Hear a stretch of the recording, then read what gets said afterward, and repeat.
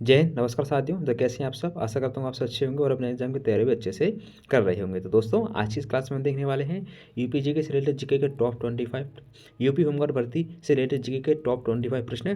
तो चलिए इस वीडियो को आप शुरू कर लेते हैं। अगर दोस्तों आप चैनल पर पहली बार आए हैं तो चैनल को सब्सक्राइब करना, साथ ही बेल आइकन दबाएं जिससे आने वाली हमारी न्यू वीडियो को नोटिफिकेशन आपको मिलता रहे। तो साथियों, हमारा पहला प्रश्न है, संयुक्त राष्ट्र चार्टर द्वारा संयुक्त राष्ट्र के कितने प्रमुख अंग स्थापित किए गए हैं? संयुक्त राष्ट्र चार्टर द्वारा संयुक्त राष्ट्र के कितने प्रमुख अंग स्थापित किए गए हैं? तो साथियों, राइट आंसर हो जाएगा आपका ऑप्शन नंबर सी, 6।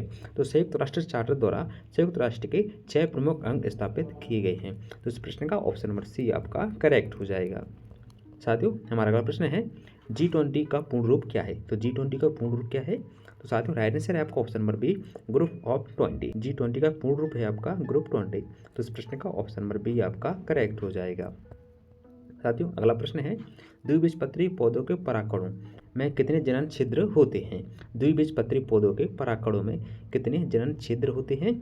तो साथियों, आपका राइट आंसर हो जाएगा ऑप्शन नंबर डी, 3। तो इस प्रश्न का ऑप्शन नंबर डी आपका करेक्ट हो जाएगा। साथियों, अगला प्रश्न है, राष्ट्रपति पद की रिक्ति कितने समय के भीतर भरना अनिवार्य है? तो राष्ट्रपति पद की रिक्ति कितने समय के भीतर भरना अनिवार्य है? तो साथियों, राइट आंसर है ऑप्शन नंबर सी, 6। तो राष्ट्रपति पद की रिक्ति 6 माह के भीतर भरना अनिवार्य है। तो इस प्रश्न का ऑप्शन नंबर सी आपका करेक्ट हो जाएगा। साथियों, हमारा अगला प्रश्न है, ऋज रेखाओं पर श्रम एवं पूंजी की सीमांत उत्पादकता सदा क्या होती है? तो ऋज रेखाओं पर श्रम एवं पूंजी की सीमांत उत्पादकता सदा क्या होती है? तो साथियों, राइट आंसर है आपका ऑप्शन नंबर सी, 0। तो ऋज रेखाओं पर श्रम एवं पूंजी की सीमांत उत्पादकता सदा 0 होती है। तो इस प्रश्न का ऑप्शन नंबर सी आपका करेक्ट हो जाएगा। साथियों, प्रश्न नंबर 6 हमारा आपके सामने है, निम्न में से कौन सा पर्वत शिखर महान हिमालय या हिमाद्री में नहीं है? आपको बताना है कि इनमें से कौन सा पर्वत शिखर महान हिमालय में शामिल नहीं है। तो साथियों, राइट आंसर है आपका ऑप्शन नंबर सी, नाग डिब्बा, यानी कि नाग डिब्बा पर्वत शिखर जो कि महान हिमालय में शामिल नहीं है। तो इस प्रश्न का ऑप्शन नंबर सी आपका करेक्ट हो जाएगा। साथियों, अगला प्रश्न है, निम्न में से कौन सी ई कॉमर्स कंपनी नहीं है? आपको बताना है कि इनमें से कौन सी एक ई कॉमर्स कंपनी नहीं है। तो साथियों, राइट आंसर है आपका ऑप्शन नंबर डी, ए कॉम, जो कि आपकी कोई भी ई कॉमर्स कंपनी नहीं है। तो इस प्रश्न का ऑप्शन नंबर डी आपका करेक्ट हो जाएगा। साथियों, अगला प्रश्न है, निम्न में से कौन सी खाड़ी भारतीय क्षेत्र में नहीं है? निम्न में से कौन सी खाड़ी भारतीय क्षेत्र में नहीं है? तो साथियों, राइट आंसर है आपका ऑप्शन नंबर डी, अकावा की खाड़ी, जो कि भारतीय क्षेत्र में नहीं है। तो इस प्रश्न का ऑप्शन नंबर डी आपका करेक्ट हो जाएगा। साथियों, हमारा अगला प्रश्न है, ध्वनि वह लक्षण जिसके कारण समान प्रबलता एवं समान तारतम्य की ध्वनियों में अंतर प्रतीत होता है, यह क्या कहलाता है? तो साथियों, आपका राइट आंसर हो जाएगा आपका ऑप्शन नंबर सी, गुणवत्ता, यानी कि ध्वनि वह एक लक्षण जिसके कारण समान प्रबलता एवं समान तारतम्य की ध्वनियों में अंतर प्रतीत होता है, वह गुणवत्ता कहलाता है। तो इस प्रश्न का ऑप्शन नंबर सी आपका करेक्ट हो जाएगा। साथियों, अगला प्रश्न है, टेक्टोनिक प्लेटों की गति के कारण मुख्य रूप से क्या होता है? टेक्टोनिक प्लेटों की गति के कारण मुख्य रूप से क्या होता है? तो साथियों, आपका राइट आंसर हो जाएगा ऑप्शन नंबर बी, भूकंप। तो टेक्टोनिक प्लेटों की गति के कारण भूकंप उत्पन्न होता है। तो इस प्रश्न का ऑप्शन नंबर बी आपका करेक्ट हो जाएगा। साथियों, अगला प्रश्न है, अंतिम सिख गुरु कौन थे? अंतिम सिख गुरु कौन से थे? तो साथियों, राइट आंसर है आपका ऑप्शन नंबर डी, गुरु गोविंद सिंह जी, जो कि सिखों के अंतिम गुरु थे। तो इस प्रश्न का ऑप्शन नंबर डी आपका करेक्ट हो जाएगा। साथियों, अगला प्रश्न है, ग्राम पंचायतों में महिलाओं के लिए कितने प्रतिशत आरक्षण का प्रावधान है? ग्राम पंचायतों में महिलाओं के लिए कितने प्रतिशत आरक्षण का प्रावधान है? तो साथियों, राइट आंसर है ऑप्शन नंबर ए, 33%। तो ग्राम पंचायतों में महिलाओं के लिए 33% आरक्षण का प्रावधान है। तो इस प्रश्न का ऑप्शन नंबर ए आपका करेक्ट हो जाएगा। साथियों, हमारा अगला प्रश्न है, बुद्ध और उनका धम्म पुस्तक के लेखक कौन है? बुद्ध और उनका धम्म पुस्तक के लेखक कौन है? तो साथियों, आपका राइट आंसर हो जाएगा आपका option number D, Ambedkar ji. Buddha और उनका धम्म पुस्तक के लेखक हैं आपके डॉक्टर भीमराव अम्बेडकर जी। तो इस प्रश्न का ऑप्शन नंबर डी आपका करेक्ट हो जाएगा।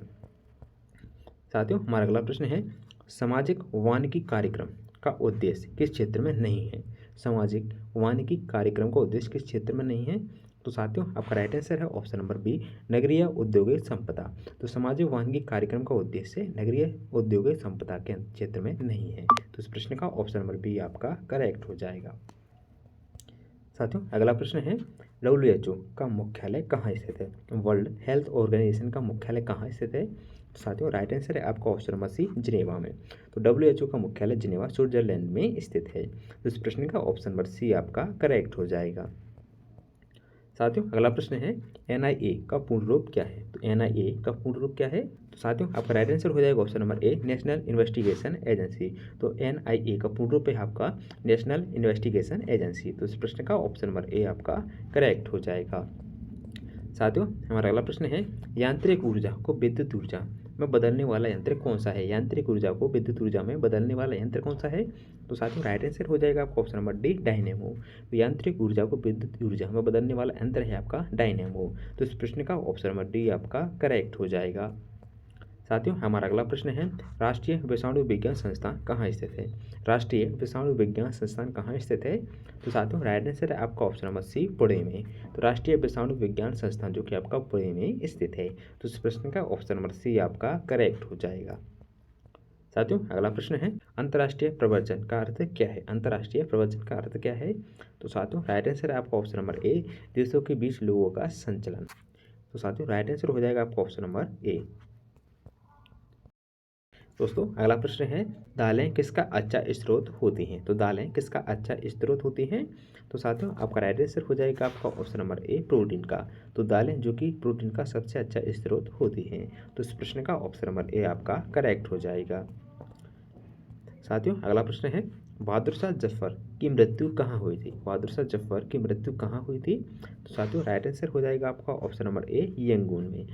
जो कि मुगल वंश के अंतिम शासक थे, इनकी मृत्यु यंगून में हुई थी। तो इस प्रश्न का ऑप्शन नंबर ए आपका करेक्ट हो जाएगा।